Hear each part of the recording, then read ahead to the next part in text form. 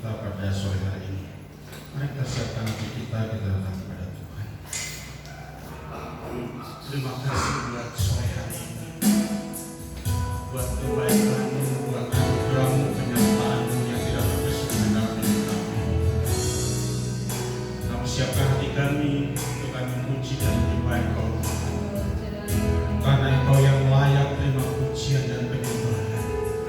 Biar setiap kami sebagai pasangan suami istri, biar kehidupan kami lebih lagi kami mengerti berjalan bersama dengan Engkau.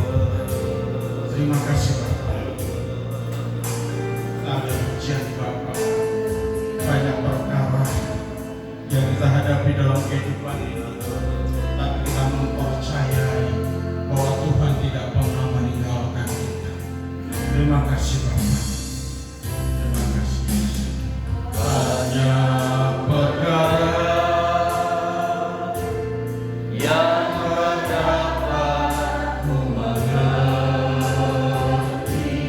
Mengapa harus terjadi? Mengapakah harus terjadi di dalam kehidupan ini? Satu perkara yang ku simpan dalam hati, tiada sesuatu yang terjadi tanpa Allah mengerti. Allah mengerti, Allah peduli segala persoalan yang kita hadapi. Tak akan pernah dibiarkannya ku bertumbuh sendiri setelah dalam hadirat Tuhan, mari kita bangkit berdiri. Kita kembali angkat pujian ini. Banyak perkara, banyak perkara yang tak dapat ku mengerti. Mengapakah harus terjadi di dalam kehidupan ini? Satu perkara yang ku simpan dalam hati, tiada sesuatu yang terjadi tanpa Allah peduli. Allah mengerti, Allah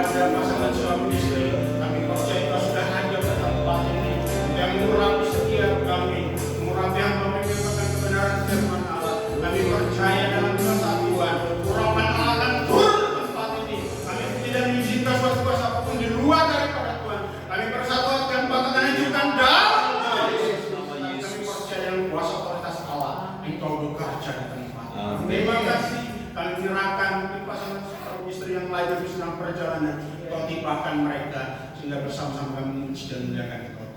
Terpujilah namamu dalam nama Tuhan Yesus. Kasih puji Tuhan katakan sama-sama. Amin. Shalom. Shalom. Luar biasa.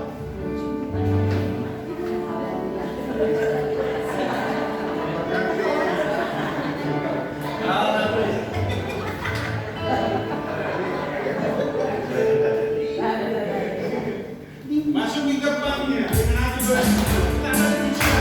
Haleluya.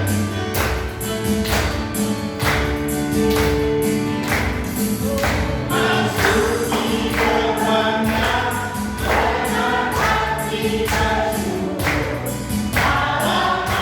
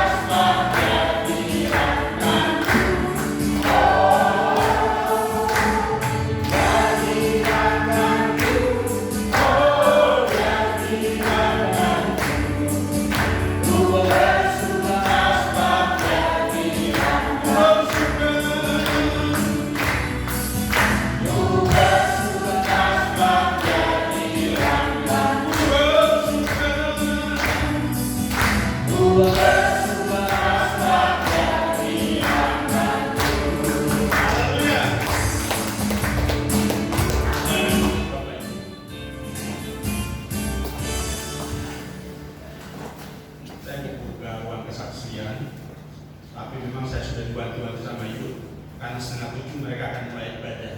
Karena mereka mau pemutaran film ya. Jadi kalau ada kesaksian boleh dilepas dan padat ya.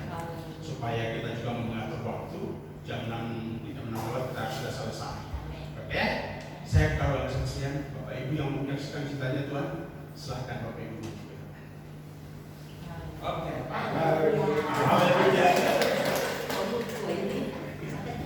Shalom. Pertama-tama saya di sini berdiri. Minta maaf nih, karena 2 tahun kemarin kan saya disuruh katanya jadi singer. Jadi ternyata ternyata waktu itu saya ada urusan. Puji Tuhan, emang urusan saya yang beberapa kali saya kerjakan ternyata diberkati Tuhan, lancar semuanya, dan juga itu amal kegiatannya. Dan di ini sebenarnya saya mau kesini tuh nggak mau saksi, karena saya bilang tadi aku saksi dulu ya, saya mau SD, nggak usah gitu. Karena saya jujur kami ini ibaratnya ternyata diberkati Tuhan. Kemarin apa yang saya cita-citakan ibaratnya, kapan yang punya itu ternyata dikabulkan Tuhan. Jadi ini juga berkat doa-doa dari saudara, dan tidak lupa mendoakan saya. Apalagi selama ini saya tidak pernah ngikutin sebagai apa ya, setiap ada kegiatan di gereja saya tidak pernah ikut, dan saya selalu nolak, baik itu pengurusan, apalagi abang sebagai ini deh sebagai ini Pak Sultan. Dan pertama kemarin ya ketika kita kebaktian Padang, saya dipercayakan sebagai ketua panitia. Ya puji Tuhan berjalan itu juga dengan doa dan kita semua. Dan ini juga saya ditunjuk lagi kemarin ketua panitia Natal. Yang mudah-mudahan Tuhan selalu memberikan kesempatan buat saya, dan saya juga minta saudara-saudara doain saya supaya kedepannya saya bisa mengikuti semuanya apa yang ini. Hanya itu ya, karena gembira saya aja, saya mungkin terima kasih. Hanya itu doang.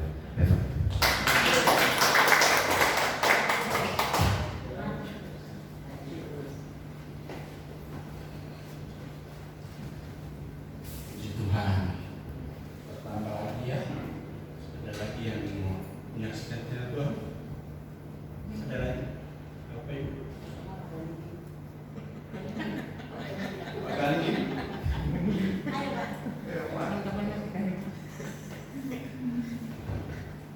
Gak ada. Berarti nanti 2 minggu lagi ya. 2 minggu lagi. Ya. Kita siapkan semua. Ini apa yang Tuhan nyatakan dalam hidup kita, sudah percaya semua adalah karena kemurahan Tuhan.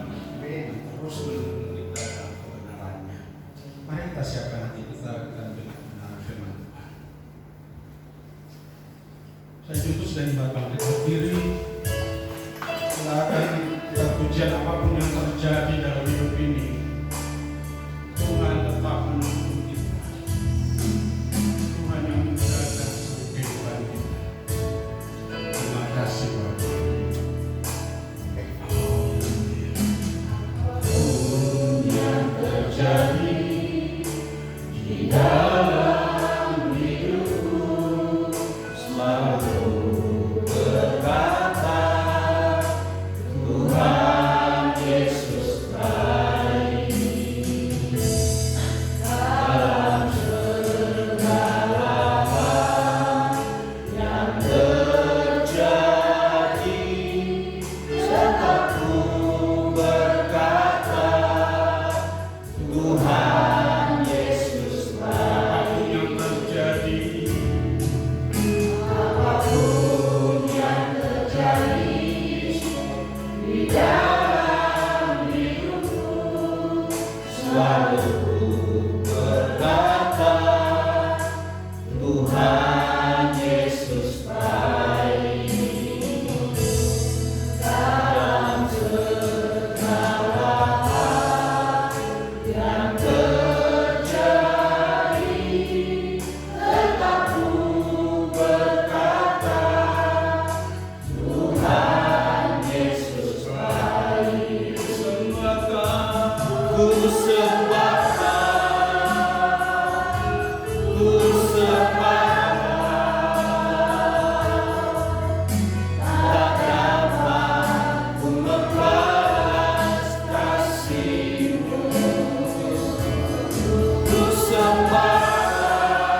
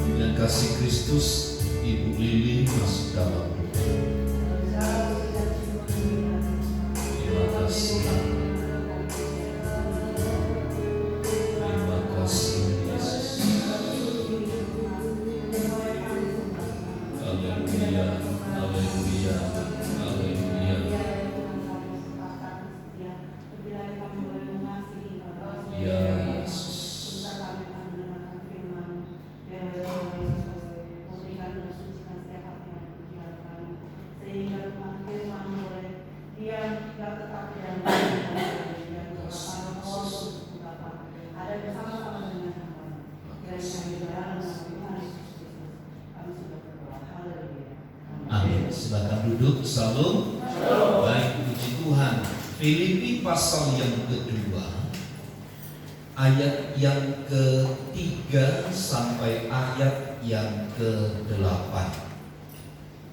Ada satu bagian firman Tuhan yang saya ingin sampaikan berkaitan dengan bagaimana kita bisa menjalin satu hubungan yang baik di dalam keluarga, khususnya suami istri, yang terkait dengan bagaimana berkomunikasi dengan baik. Filipi 2 ayat 3 sampai ayat 8 kita baca bergantian. Saya membaca ayat 3. Dengan tidak mencari kepentingan sendiri atau puji-pujian yang sia-sia, sebaliknya hendaklah dengan rendah hati yang seorang menganggap yang lain lebih utama daripada dirinya sendiri. Dan janganlah tiap orang hanya memperhatikan kepentingannya sendiri, tetapi kepentingan orang lain juga. Hendaklah kamu dalam hidupmu bersama menaruh pikiran dan perasaan yang terdapat juga di dalam Kristus. Yang walaupun dalam rumah Allah, ia menganggap kesetaraan dengan Allah itu sebagai milik yang harus dipertahankan, melainkan telah mengosongkan dirinya sendiri dan mengambil rupa seorang hamba dan menjadi sama dengan manusia. dan dalam keadaan sebagai manusia, ia telah merendahkan dirinya dan taat sampai mati, bahkan sampai mati di kayu salib. Puji Tuhan. 3 bulan yang lalu saya dapat informasi ada sebuah penelitian yang diadakan di Amerika. Penelitian ini tentang keberhasilan jurusan di universitas. Ada 10 urutan yang paling atas yang yang tidak membuat orang berhasil jurusan itu. Nah, komunikasi itu adalah nomor 3 dari angka 10. Saya tidak tahu apa ukurannya, tetapi dalam penelitian itu disebut urutan teratas 1, 2, 3, tetapi nomor 3 itu adalah jurusan komunikasi. Nah, saya coba memikirkan begini, apakah memang betul jurusan itu adalah merupakan yang hari-hari ini tidak banyak diminati, tidak banyak diminati. Sebab ketika orang berada selesai dalam jurusan itu, banyak di antara mereka yang tidak berhasil. Itu acuannya.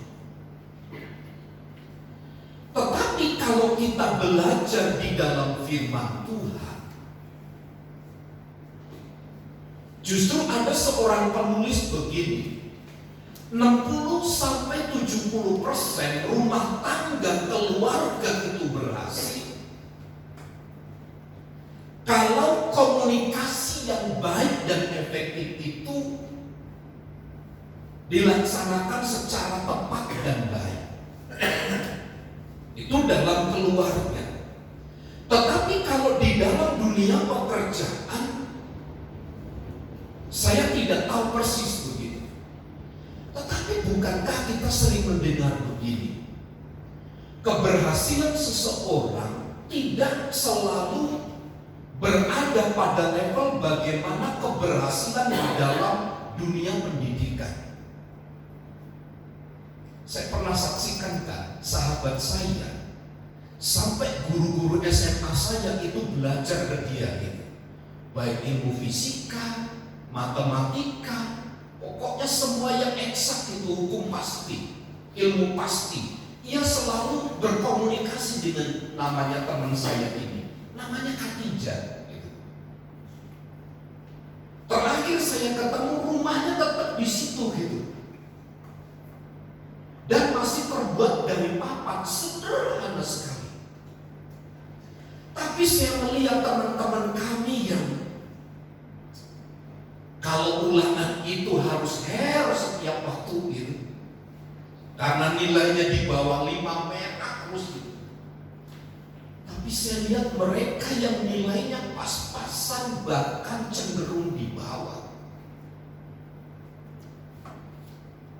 Mereka berkesempatan untuk menjadi orang-orang yang sukses. Banyak kan kemudian karena dia pandai berkomunikasi, dia punya banyak rekan kerja, dia punya banyak orang-orang yang punya banyak koneksi dan seterusnya yang sesungguhnya tidak dipelajari di bangku sekolah. Tadi saya ngobrol di belakang itu sambil masak dengan istri. Saya masak kol sama itu, istri saya menyiapkan masakan apa gitu. Lalu kita bicara, iya ya, si Floren sudah sudah siaplah gitu untuk bertempur di dunianya. Yosi, Yolan siap. Tinggal Jin, katanya gitu. Tinggal Jin. Saya bilang, Jin, kamu bangun pagi mau jam berapa nih bantu? Yang lain jam 2:30. Jejemu jam 4. Kamu bangun jam berapa? Gampang gitu. Katanya gitu. Bukan persoalan gampangnya. Bukan persoalan gampangnya. Tugas dia ngepel, nyapu. Pokoknya berangkat sekolah harus nyapu. Jangan dikerjain orang lain. Nyuci gitu. Harus. Supaya apa? Jangan hanya pandai di dalam dunia pendidikan, tetapi prakteknya menjadi lemah. Nah, orang-orang yang begini sulit untuk berhadapan dengan dunia ini. Saya bersyukur Bapak Ibu Saudara, kedua anak saya tidak sekolah di tempat yang eksklusif. Eksklusif itu maksudnya dalam satu keyakinan, kepercayaan. Anak saya Floren sering dibully di sekolah karena agama. Saya belum pernah mendengar Jin dibully tentang agama. Tapi maksud saya adalah teman-teman mereka itu adalah orang-orang yang tidak seiman, yang setiap pagi termasuk Jin itu dijemput gitu sama teman-temannya. Dipanggil Jin kadang-kadang gitu. Mereka berangkat 6:30 sampai rumah. Sementara anak saya Jin selesai dandan itu jam 7:45. Jam 7:45. Jin, temenmu kasihan tuh, nunggu kamu. Tenang aja, santai kayak begitu. Waduh. Dan temannya banyak yang seperti itu. Nah, Bapak Ibu Saudara, saya hanya ingin memperjelas begini. Untuk dapat berkomunikasi dengan baik, kita itu tidak hanya dituntut untuk mengerti, untuk memahami prosesnya. Tidak hanya dituntut untuk mengerti prosesnya. Maksud saya itu begini. Proses komunikasi kan kita harus tahu kapan ngomong bercanda gitu, kapan serius gitu. Jangan setiap hari bercanda terus gitu, dan jangan setiap waktu setiap hari serius gitu. Ada waktunya bercanda, ada waktunya serius, ada waktunya kita bekerja berusaha, ada waktunya kita santai. Ada waktunya kita membangun relasi antar suami istri itu lebih intens. Itu yang saya maksud dengan prosesnya. Tetapi kita juga harus mampu, Bapak Ibu Saudara, menerapkan komunikasi itu dengan baik. Cara bicaranya. Pernahkah saya bilang, saya saksikan di tempat ini pada waktu pernikahan kami baru usia 2 tahun, 3 tahun. Istri saya panggil saya itu Kak Sam. Floren mulai bicara selalu bilang, Kak Sam, ayo dipanggil Mami. Kak Sam dipanggil Mami, selalu begitu. Mami mertua saya marah, makanya jangan panggil Kak Sam. Lalu istri saya panggil Papi, saya canggung dipanggil Papi. Tadinya dipanggil Kak Sam sama pacaran, sekarang dipanggil Papi, canggung. Kadang-kadang saya ngomong iya, enggak. Tapi maksud saya adalah kita harus bisa menerapkan pengetahuan tentang berkomunikasi itu. Pengetahuan tentang komunikasi itu adalah bagaimana kita bisa menciptakan gitu. Bagaimana kita bisa merubah. Bagaimana kita bisa mengubah sebuah keadaan, sebuah suasana itu sehingga tercipta sebuah kondisi yang harmonis, sebuah kondisi yang baik. Saya percaya begini, kita ini tidak hanya butuh teori, ya. Lebih baik sedikit teori tetapi banyak prakteknya, begitu. Tapi pertanyaannya, pernyataan ini, bagaimana mungkin tahu praktek kalau nggak tahu teori, kan begitu. Tapi kenyataannya banyak orang sukses tidak tahu teori. Taunya hanya praktek saja. Seorang tukang masak namanya Avanti. Berapa tahun kami? 35 tahun. 37 tahun. Dia baru berhasil. Dalam usia ke-37 tahun perusahaan masakannya di Semarang itu, dia bilang begini, jangan lihat sekarang. Jangan lihat kami hari ini, tapi lihat proses waktu itu. Artinya apa yang dia geluti itu dia mengerti betul gitu. Dia terapkan pengetahuannya sampai hari ini dengan baik. Nah, suami istri kita tidak hanya cukup piawai mengerti praktek, mengerti teori tentang komunikasi, tapi kita itu harus lebih pada prakteknya. Sebab entah bagaimana ketika seorang penulis 60-70% keluarga itu dapat berjalan dengan baik ketika komunikasi itu terbangun sedemikian rupa. Nah, interaksi antara suami dan istri itu kan selalu mempengaruhi satu dengan yang lain. Mempengaruhi satu dengan yang lain. Nah, dimungkinkan interaksi itu bisa mendatangkan gesekan. Tapi dengan komunikasi, gesekan itu bisa diminimalisir. diminimalisir gitu. Itulah pentingnya mengapa kita harus berkomunikasi. Karena komunikasi itu implikasinya besar terhadap keharmonisan, terhadap keutuhan, terhadap kedamaian, terhadap hubungan suami dan istri. Kita harus menyadari begini Bapak Ibu Saudara, bahwa keluarga itu adalah yang punya inisiatif Tuhan Allah sendiri. Dia yang punya inisiatif menciptakan keluarga. Sehingga orientasi rumah tangga keluarga Kristen suami dan istri harus mengedepankan Tuhan, melibatkan Tuhan di dalam berumah tangga, di dalam keluarga. Nah, saudaraku yang terkasih di dalam Tuhan, bukankah kita ini diciptakan seturut gambar dan rupa Allah?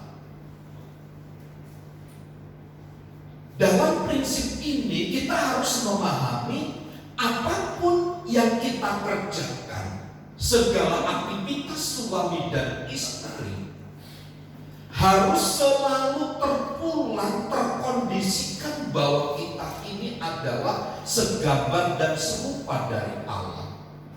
Kita harus selalu melibatkan Allah di dalam pernikahan kita. Nah, kegagalan yang paling banyak disinggung di dalam buku-buku keluarga maupun di dalam seminar-seminar pernikahan adalah tentang komunikasinya.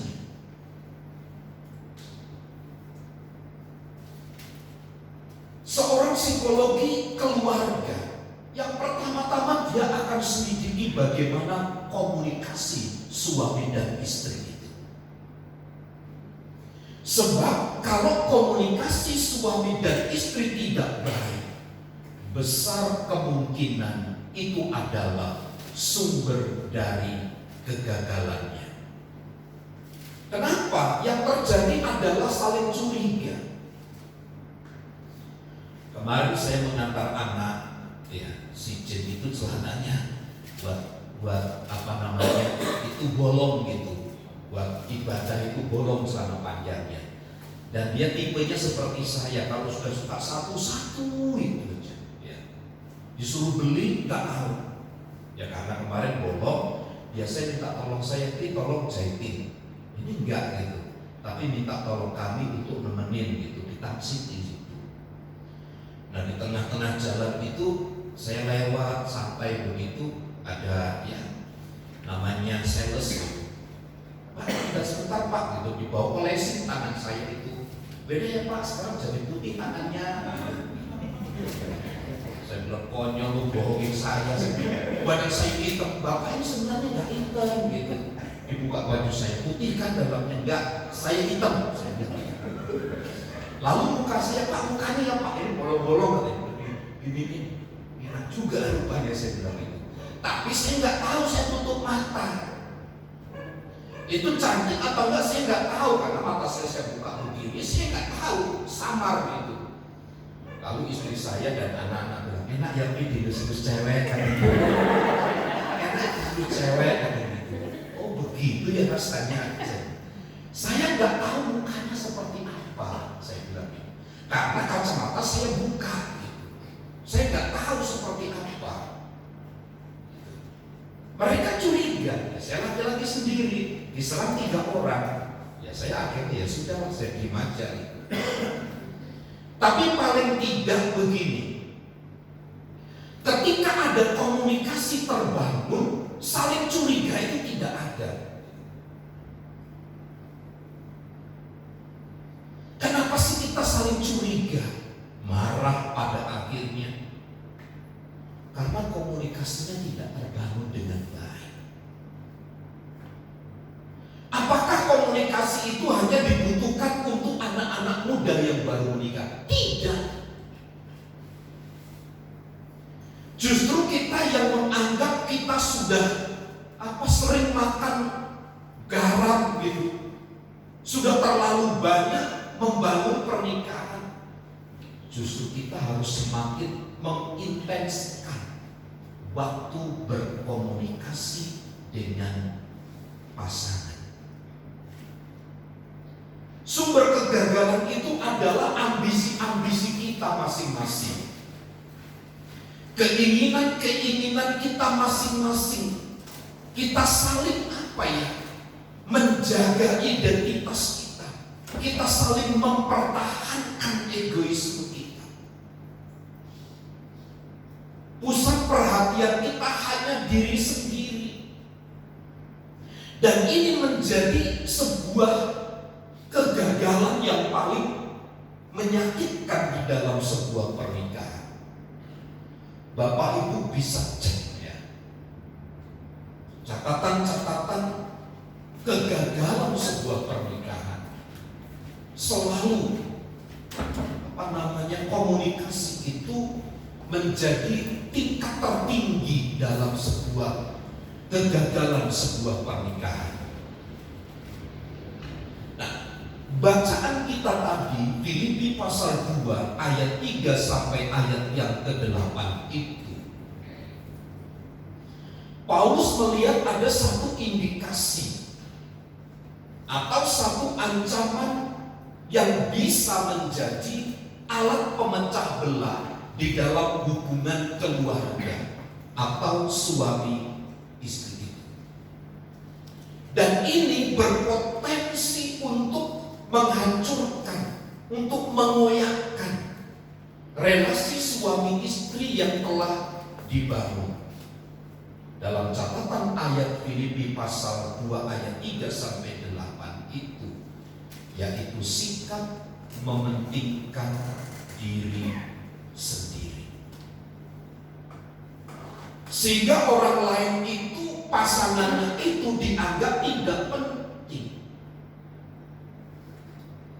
Dianggap pasangannya itu tidak memiliki kontribusi. Kenapa? Dimulai dari sifat mementingkan diri sendiri. Kalau sudah sifat karakter mementingkan diri sendiri itu masih melekat, selama itu pasti akan terjadi goncangan-goncangan yang berat di dalam keluarga. Dan bacaan kita Filipi pasal 2 ayat 3 sampai yang ke-8 mengkonfirmasi kepada kita, saat kita menganggap diri kita lebih penting dari pasangan kita, ini berarti sebuah sikap kesombongan. Kita jadi pribadi yang angkuh. Kita jadi pribadi yang seolah-olah kita kuat, kita paling bisa, kita paling mampu, kita paling hebat. Sementara kita menganggap pasangan kita rapuh, dia tidak bisa apa-apa, dia tidak ada kontribusi sama sekali untuk mensejahterakan, untuk mengangkat, untuk membawa perubahan di dalam keluarga. Saya percaya perubahan di dalam keluarga itu akan terlihat ketika komunikasi itu terbangun, sehingga sifat mementingkan diri sendiri itu dikikis demikian rupa. Lihat saja catatan yang disampaikan kepada kita oleh Paulus kepada jemaat di Filipi. Untuk menanggapi secara serius ancaman itu, maka Paulus katakan begini: hendaklah kamu dalam hidupmu bersama, ayat 5 itu, menaruh pikiran dan perasaan yang terdapat juga dalam Kristus Yesus. Apa yang dimaksud menaruh pikiran dan perasaan yang terdapat juga di dalam Kristus dalam ayat yang kelima itu ayat yang ke-6, yang walaupun dalam rupa Allah tidak menganggap kesetaraan itu sebagai milik yang harus dipertahankan. Artinya Yesus sendiri rela melepaskan identitasnya, melepaskan segala haknya, walaupun dia Allah. Bapak Ibu Saudara, mengurangkan, mematikan itu kan sebuah tindakan yang menyakitkan. Lihat, inilah yang diajar oleh Paulus, hendaklah kita masing-masing itu menaruh pikiran dan perasaan yang terdapat di dalam Kristus. Yesus yang walaupun dia adalah Allah, ia rela melepaskan identitasnya. Ia rela melepaskan identitasnya. Saya ditanya, Bapak Ibu Saudara, teman saya karena kemarin saya ikut seminar hari Sabtu minggu yang kemarin di Tangerang. Dia rupanya doktor dari STTBI gitu di Jogja. Dia bilang kepada saya, Pak, sekarang itu banyak STT yang melahirkan gelar-gelar cepat. Bapak sudah belajar? Saya bilang sudah, selesai. Di STT mana? Saya bilang STT Muria Gading Serpong. Katanya sekarang juga cepat ya Pak? Gak tahu. Tapi seingat saya dari 2015 sampai 2021 belum kelar. Saya bilang, 6 tahun lama amat Pak. Iya. Lalu karena 2021 tidak selesai, rupanya STT itu belum akreditasi, saya pindah. Saya bilang, nambah waktu 2 tahun lagi. Saya bilang ambil di STT Anugerah Surabaya, tambah 2 tahun, jadi 8 tahun. Harusnya S3 itu bisa ditempuh 2 tahun. Ya salami saya, salut, hebat Pak. Gak hebat, saya bilang, biasa aja. Nah hari ini orang maunya praktis gitu, orang maunya cepat, maunya singkat. Dan biasanya gelar itu menjadi hak istimewa. Gelar itu menjadi hak istimewa. Tapi apa yang disampaikan oleh Paulus?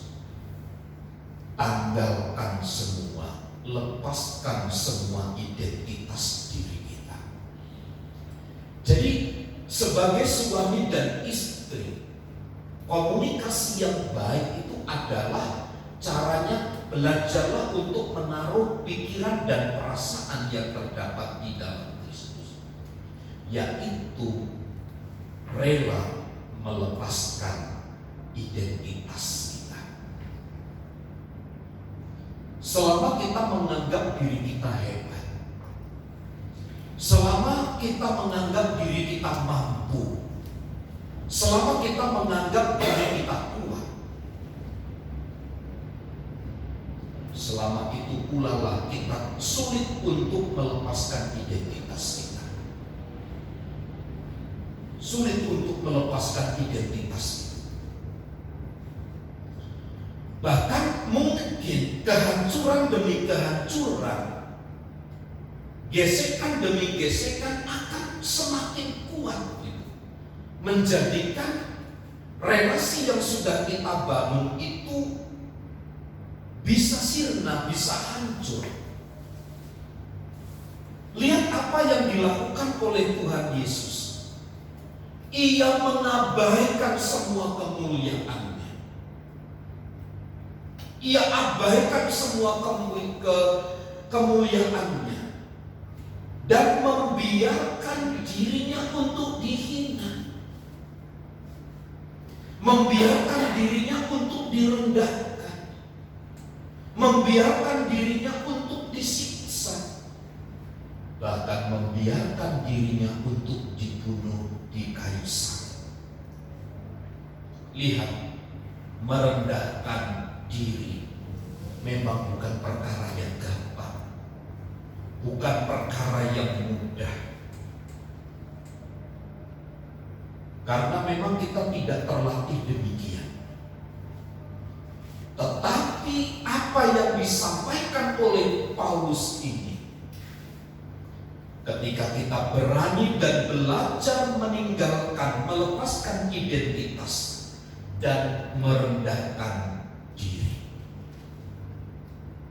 maka sebagaimana Kristus dipermuliakan, kita pun pada akhirnya dipermuliakan. Bapak Ibu Saudara, merendahkan diri itu bukan legalitas kita rendah, tidak. Merendahkan diri itu tidak identik bahwa kita itu orang rendah, tidak.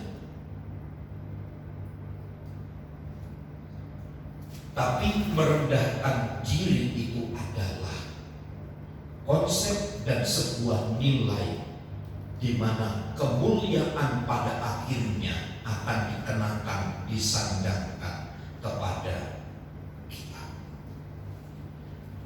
Jangan hal-hal yang bukan prinsip pilihan, hal-hal yang bukan prinsip itu kita agungkan, kita gaungkan, kita terus seliputkan kepada tubuh kita.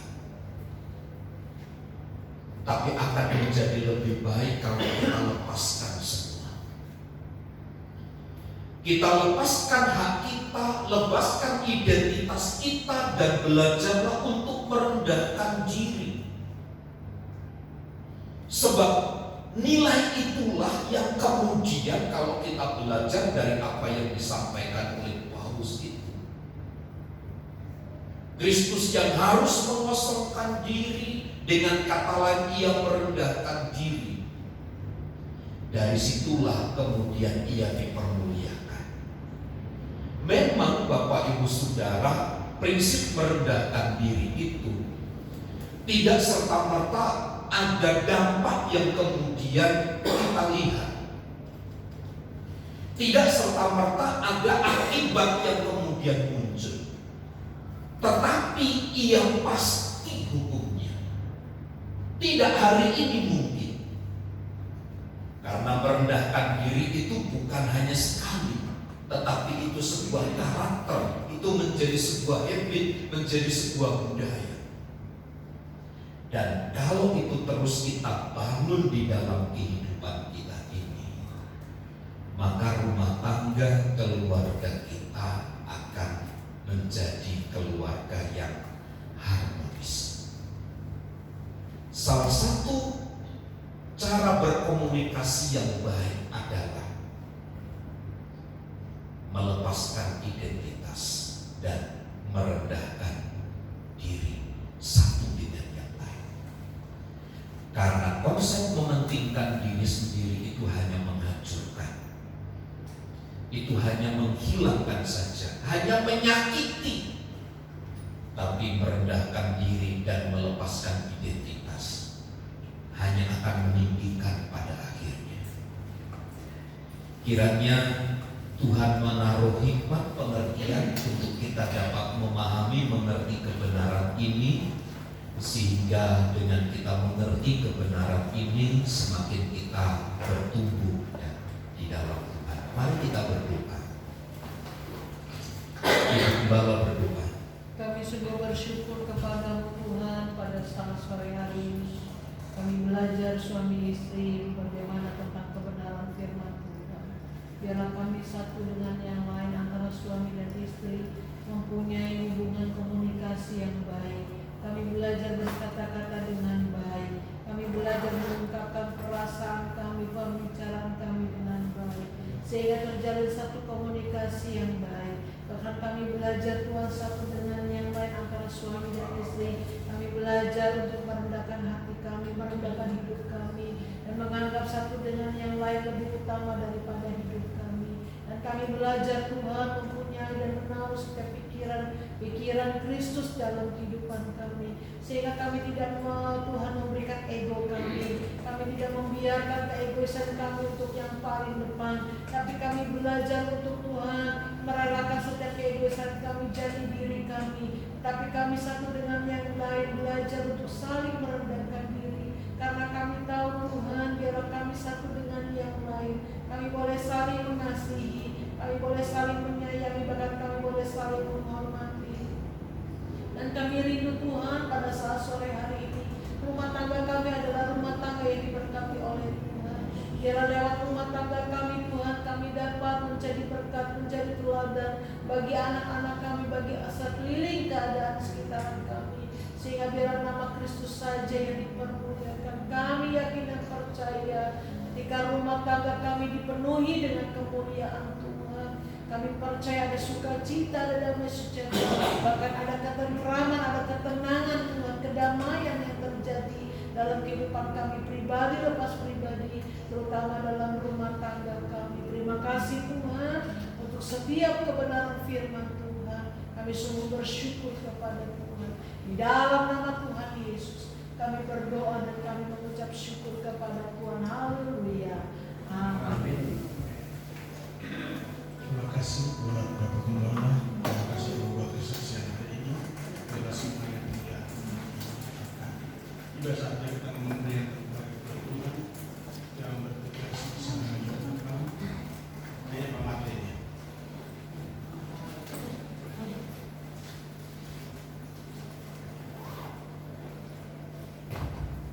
Haleluya, Bapak, puji dan syukur pada sore ini kami mau datang ke hadirat penuh sukacita.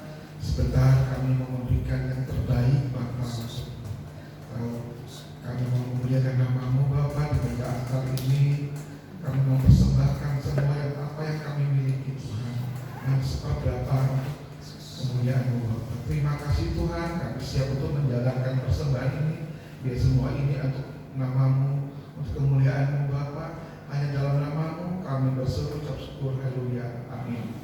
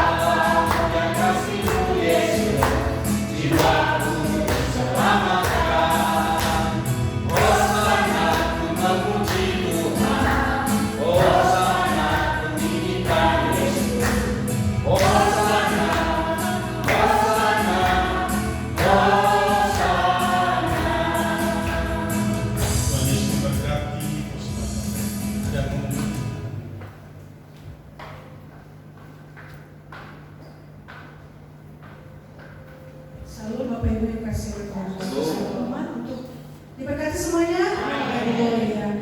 Untuk Sabtu depan ibadah kaum wanita dengan kasih Kristus saya terpimpin oleh Ibu Chandra, firman Tuhannya dengan kasih Kristus Bapak Yumai, persembahannya Ibu Desitoris. Demikian pengumuman.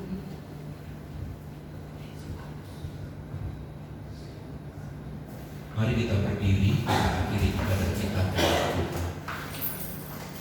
Memberkati seluruh keluarga rumah tangga kami Tuhan. Kiranya Tuhan yang melawat, menuntun dan menolong kami untuk hidup sesuai dengan firman-Mu.